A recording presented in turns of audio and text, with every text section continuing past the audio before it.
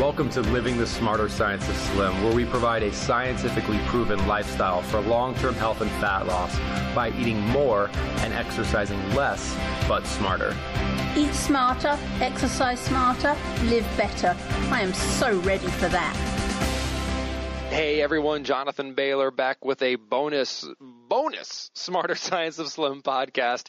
You're going to start seeing that every couple of weeks we're going to bring the wonderful Dr. Kathy Britell from the Smarter Science of Slim support group into the studio, and she's going to bring us some questions from the wonderful support group, as well as add some of her insights. We're going to have some fun, and remember that me and Carrie are always going to keep coming at you, and we're also going to keep having our regular bonus podcast where I'm joined by a special guest over the phone. So just enjoy these in addition to all of the existing sanity and eccentric goodness. Chat with you soon. Hey everyone, this is Carrie Brown, and I am joined by the lovely Dr. Kathy Britell. Hello, Carrie. And Mr. Jonathan Bailor. Woohoo! Someday, I just had a flash in my mind that actually made me smile. Someday, folks, I am a lucky man. Let me tell you why I'm a lucky man. So I am here in studio with two amazing ladies, and then I leave the studio and I go home to another amazing lady. It's just like... You know who? He's surrounded by amazing, beautiful women. It is. Isn't he lucky? Well, and here's why it made me smile is hearing that intro to the podcast. Hearing that intro to the... Ladies, pay attention. hearing that intro to the podcast, I thought to myself, I'm like, someday, maybe you'll be on vacation or maybe, something will happen and you might not be able to record a podcast. And I'm just thinking to myself, well, you know what? Who needs me when you've got Carrie and Dr. Kathy? You guys should just... I'm out here. You guys run the podcast. This is glorious. You guys are so good. You guys are so good. Oh, stop. Well, the wonderful Tom Levine asks a question here about dietary fat. It's pretty simple. He says, how much fat can I eat? An abundance, like protein and non-starchy vegetables? Can I simply cut out the bad fat and replace it with the good fat, and then I'm good to go? But... you say don't eat too many nuts. Chris adds that if I'm to eat 1/3 of my calories as fat, does that mean I have to count calories? And why are you always talking about going easy on the nuts? So let's unpack that a little bit. So a couple things. I'm going to give this. Here's a bonus preview of the new Calorie Myth book. The whole 33 has been eliminated from that book because I think it is, while it is helpful for some, it's a distraction for many. And I think this might be an example of that. The point here is not to sit down with a calculator and calculate your macronutrient percentages. It's to say that there is a diversity of sane foods that will work for the diversity of people that exist on this planet. There's a lot of people who could eat a very high-fat sane diet that would then be proportionally low in carbohydrate and moderate in protein that would do very well. There's a lot of people that could eat a higher carbohydrate, lower fat, moderate protein, same diet that would also do very well. The key thing is to ensure 4 things are true about any way of eating. 1, we must have sufficient vitamins and minerals. They are essential, and if we do not have adequate levels of them, we get sick. That's the definition of an essential vitamin and mineral. Without question, the single best source of vitamins and minerals per calorie are non-starchy vegetables. That's why non-starchy vegetables are such a key component of a sane lifestyle. The second thing we must have proteins. There's such thing as essential amino acids. We all know this. If we don't eat proper protein, we get sick. The third thing we have to have are essential fats. Such thing as essential fatty acids. If we don't eat them, we get sick. Fat also makes up a huge component of just our cellular structure. It's also required for proper neurological function. You got to have it or you can't absorb certain vitamins. You must eat fat. The fourth thing is that we do not have an abundance of glucose. Glucose is a non-essential nutrient. Your body can produce it from other things. We talk about gluconeogenesis in the Smarter Science of Slim. So we must have vitamins and minerals. We must have essential amino acids. We must have essential fats. And we must not overeat glucose. Overeating glucose is, I would argue, the cause of the current obesity and diabetes epidemic. Part of the cause. There's other causes as well. So when we talk about what's the this, that, and the other thing, there is no absolute recommendation with the exception of those 3 things, which, just to repeat, sufficient vitamins and minerals, sufficient protein, sufficient fat, and not excessive glucose. There are very different histories, profiles, goals for people all around the world. Because of that, there will be various compilations of food that fit the parameters I just outlined that will work for various people. The one thing that is, I would say, universally true is the more fat you eat, the less carbohydrate you eat, and the more carbohydrate you eat, the less fat you should eat. Protein is not a source of energy for all intents and purposes. It can be, but think of protein as a structural component in your body. Therefore, you need to get your energy from one of two places, carbohydrate or fat. If it's a high-quality source, they can both be good, but frankly, getting your bulk of your calories from fruits and vegetables is nearly impossible because those are very they're very calorically sparse foods. That leaves us with fat. That means for most of us, the vast majority of our calories, or the majority of our calories, will come from fat if we're going really sane. But this is the nuance here, Kathy and Carrie, is if we're not going really sane. Like if we do eat some starch occasionally, if we do eat some sugar occasionally, we will accidentally get a large percentage of our calories from glucose and from carbohydrate because it's so easy to eat and it's so non-satisfying. So the original Smarter Science of Slim book, the 33-33-33 recommendation, is basically saying, I don't think it's necessary to demonize any macronutrient. It's necessary to demonize insane foods. And as long as you're eating sane foods, and as long as you're seeing good results, and as long as you're happy, and as long as it's something you can continue for the rest of your life, I would encourage you to keep it up and to not get bogged down in numbers of any kind. Woo! Wow, what an answer. Oh my gosh, I'm drooling a little bit now. I need to drink some water. And if you don't mind, Kathy, a few things I just want to add here real quick is just the phrasing of the question is wonderful. And thank you so much, Tom and Chris. This is wonderful. I appreciate you bringing it up. How much fat can I eat? Like phrased as how much fat can I eat? Remember, we're going, and I think this is actually pretty clear in the text in all of our podcasts. We're going out of our way. We're saying you have to eat 10 plus servings of non-starchy vegetables per day. We're saying you have to eat 3 to 6 30-gram servings of protein per day.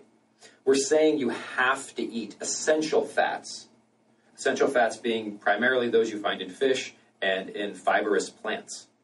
So how much fat can I eat? Well, if you're a marathon runner and you're burning 6,000 calories per day, you can eat, frankly, I would say you should eat 6,000 plus calories of fat per day because you need to fuel your marathon running.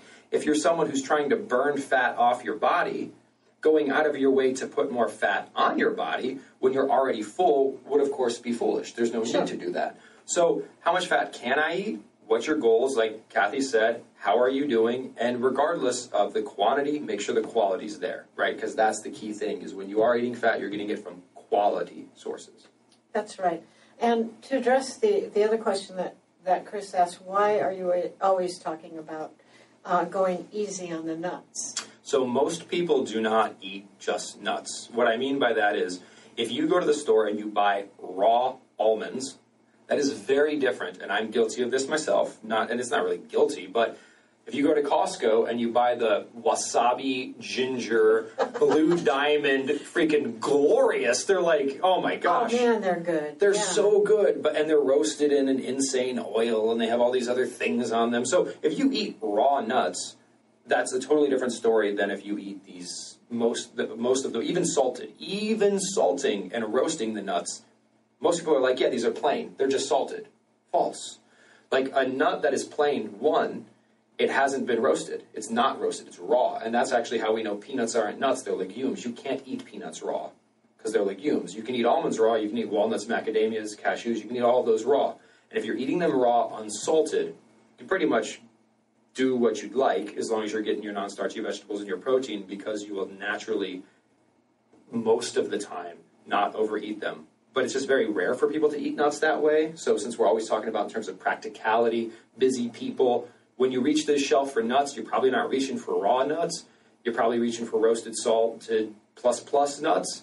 Roasted salted plus nuts can be a little dicey. And that's the same thing with fat or with anything, really, is we want to make sure we're not crowding out essentials. Essentials, right? Essentials we talked about, like it's essential to eat omega-3 fats. That is essential. Of course, omega-6 fats are essential as well, but it's very difficult to not eat enough omega-6 fats. They're in basically everything. with some exceptions. But when we, like, let's say we're to say, my source of healthy fats is nuts, that's actually, like, that's not the optimal source for fats. Optimal sources for fats are going to be things like seafood. It's going to be things like avocados, things like cocoa, things like coconut, things like flax, and things like chia. Nuts are a good source of fat, especially when compared to, let's say, margarine, but they are not. They should not be the cornerstone of our fat intake. That cornerstone should be the list I just mentioned. This topic was brought up by Moose George, whom I love dearly, and Moose George, we love you. His question, he's been on this program for quite some time and actually been working out for lots and lots of years. He's been a sports coach, but he feels that he weighs about 20 pounds more than he thinks he should, yet has pretty much run out of weights to add to at the gym. He's a strong fella. And the question is slim really simple? There's a lot there, Kathy. I want to save this, is slim really simple, to the end. But okay. the whole last 20 pounds. So if you haven't seen this already, there's a blog post that came out a long time ago. Right when the Smarter Science of Slim first came out, I was fortunate enough to do a television piece with a wonderful news anchor, Emmy Award-winning news anchor here in Seattle by the name of Jean Anderson. And I mentioned, she was like, oh my gosh, you have so much food in your refrigerator. How big is your family? And I said, it's just me and my small wife. And people gave me a hard time because I said small wife. But my wife is compact. She's not a large person. Although she weighs like 140 pounds, most people think she weighs 105. She doesn't. She's got a lot of muscle on her body. Muscle is heavy. The point I'm making here is that I wrote a blog post in response to that, which is, we're overweight. Fortunately, overweight is irrelevant. And on that blog post, if you haven't seen it already, there's a wonderful segment of my best day of my life, which was the wedding to my best friend and my wife. And both of us, my wife is significantly overweight according to her BMI, and I am obese according to those charts and graphs. I would encourage you to watch the video and tell me if you think we look overweight and obese, respectively. My point is, if you live a smarter, eccentric lifestyle, you are going to have more muscle on your body than those charts and graphs assume. Therefore, throw the charts and graphs away. Like, they're just irrelevant. They're irrelevant to a sane lifestyle. So really, and just to be very, very, very clear here, I often caveat things with non-absolutist statements because very little in life is absolute. But there is, using BMI and weight as, so to be clear, for overweight to be a relevant term, we have to define over relative to what? Like, I am overweight. Well, okay, so who defined what correct weight is, in quotations, right? And if you actually look at the research and you look at data, mortality data, in fact, slightly overweight individuals have a lower incidence of all-cause mortality than underweight individuals. That's true. So there is this idea that, one, what is the definition of overweight? Like, what is it? Two, whatever it's been established by some now obsolete arcane committee, which has been shown to be disproven by science, is it a relevant measure for any intents and purposes? And it's not. If you want to use a measure, use your waist measurement. Like, it's so simple, and it's so much more relevant. So, like, truly, if folks are going to say, like, I have 20 more pounds to lose or not, it's just really not a relevant measure. Please buy a measuring tape. Please measure your waist circumference. And please also understand the economic principle of diminishing marginal returns. Let's say you do have 20 surplus pounds of fat on your body. The last 20 surplus pounds of fat you have on your body will be exponentially more difficult to burn than the previous 20 pounds you burned, and the previous 20 pounds upon that, and the previous 20 pounds upon that, right? This is a silly extreme example, but if a bodybuilder or a physique athlete, like when you see these people in magazines, they have like 5% body fat, 4% body fat. What they have to do to go from, like, let's say an 8% body fat to a 7% body fat, like 1 percentage point body fat, is ludicrous and often can involve pharmaceuticals and can often involve all kinds of crazy things that neither you nor I nor anyone in the studio would ever want to do. So just remember that the further along you go, one, make sure you're using relevant measurements, and two, understand that to progress along the fat loss scale, you will have to progress along the effort scale, right? Just like Matt, I'm going to keep going. Sorry, I don't know what's going on. I think I just caffeinated myself. I did. Let's say you want to become good at math, right? Like as you get smarter and smarter and smarter, the classes get harder and harder and harder. You have to put more in to get the same level of results out, right? If you want to build your mind, your classes get harder and harder. And some people just say, you know what, I don't need a second PhD or whatever. So you just say, I'm good at where I'm at. The same thing applies to your physique. And the same thing applies to like a golf swing. If you want to go from being a terrible golfer to an average golfer, that's much easier than going from an average golfer to the next step up. So again, just keep in mind, it's not that you're not supposed to lose the 20 pounds. It's that, one, it might be an irrelevant measure, and two, it would be ludicrous given your family, your job, your career aspirations, and the more noble reasons you were put on this earth to put the amount of time and effort in that would be required to drop that last 20 pounds. Whew. Wow. Did you like that? I like that a lot. Kathy brought in some homemade SANE ice cream, and I think that's what's done this to me. It's that xylitol. He's got a xylitol. Carrie's going to get shirts with powered by xylitol. xylitol. Actually, funny, quick anecdote. So on the low-carb cruise, as you know, xylitol, when consumed in excess, can cause a little gastrointestinal distress. And they had a funny little skit they put on, and it was essentially powered by xylitol at the end. It was quite funny, but anyway, hopefully that was helpful. Wonderful. Sierra's son, Lori, came up with... Lori, we love you, Lori. She wrote a post that just, I thought, kind of summed it up. And I really need to read this. Give it to us. Okay. I think what gets people upset about slim is simple is they don't realize that simple and easy aren't the same thing. What has worked for Jonathan might not work for me. I think what is important is understanding the science behind what he is promoting and tweaking it in a way that will work for you. Plus, I think Moose George may have been right about the way some people are holding on to very high expectations for themselves. Maybe it's just because I've never had a body remotely close to a fitness model, and I don't think I ever will. But I hate to see people that in every respect are healthy, fit, and strong being disappointed in themselves because of an extra 10 to 20 pounds, which could be all muscle, or because they're a couple of percentage points higher in body fat than they want to be. If that's your situation, you've already succeeded. I love it, yeah. Isn't that eloquent? I think that is absolutely eloquent, and I was jotting some notes down while you were reading that because a bunch of really great points, which I will just put into some Jonathan terms, if that's helpful. Yes, please. Is that helpful? So when we say slim is simple, we're not saying six-packs are simple. Right? There's a big difference there, right? Slim, meaning the aversion of overweight or obesity, is very, very, very different from having six-pack abs. Having six-pack abs for the vast majority of people is completely unnatural. So to achieve anything unnatural in life becomes very complex.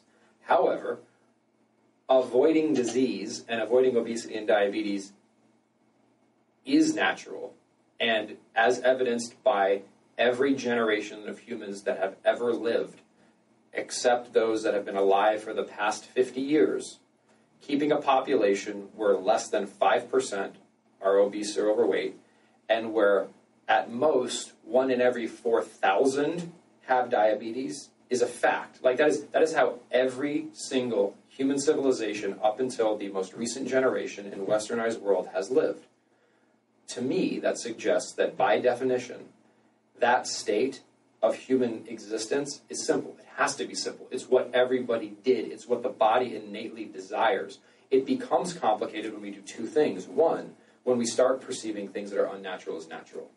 Six-pack abs are unnatural. It's not natural, and it's not easy to do unnatural things. The other thing is when we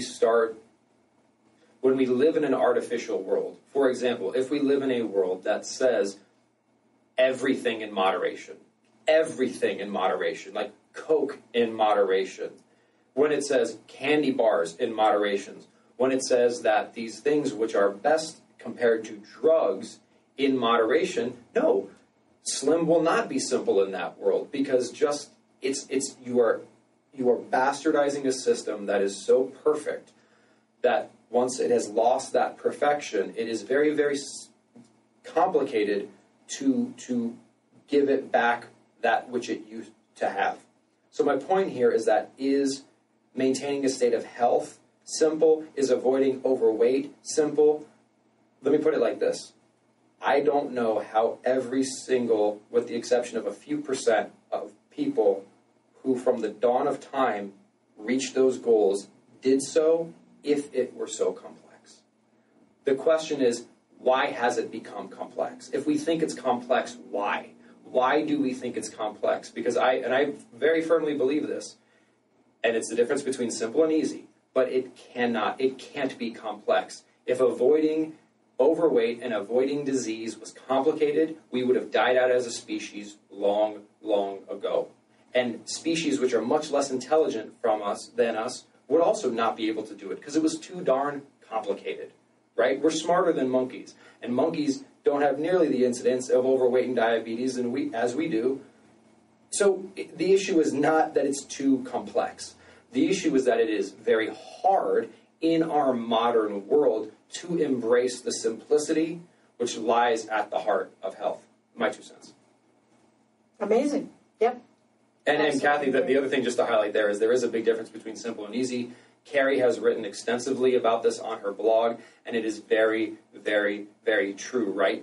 Picking up a 300-pound weight off the ground is simple. Grab it and lift. But it's not easy. And that's not we're not saying it's easy. It's not easy, especially in today's world. The best analogy I can give is avoiding lung cancer is simple. It is unequivocally simple. Don't smoke. You will not get lung cancer, except in very rare cases. But stopping smoking once you've been doing it for 20 years is not easy to do. Exactly. Or if you were alive when the entire country smoked and the government said smoking was good for you and big business said smoking was good for you, it was really hard, even if you didn't smoke, to avoid lung cancer because everyone else smoked and you had secondhand smoke. In our culture, we have secondhand insanity. We have secondhand starch. We have secondhand sweeteners. You go to work, someone brings in cupcakes and you say no, and everyone looks at you like, what, you think you're better than me? So it is hard in our culture to implement the simplicity of the lifestyle. Exactly. It's hard to implement, or sometimes it's hard to implement. I personally think it's easier to implement than calorie counting, for example, which is, I think it's much easier to implement to just simply say, don't eat edible products and eat food. I personally think that is much easier than counting calories. However, it is not as easy as just eating anything. But maybe that's not even true, because having diabetes sure is a pain in the butt, and that's not easy. And being overweight, ask anyone who's significantly overweight how easy it is to be significantly overweight. Like, ask someone who's in high school how fun it is to be picked on and bullied. Ask someone who is maybe mistreated by their spouse. Being overweight and being diabetic is not easy nor simple. So if we want to get in these debates about easy versus simple, I can tell you being healthy, eating natural foods, and loving yourself is the simplest and easy of the options available. Let's put it that way. Yep.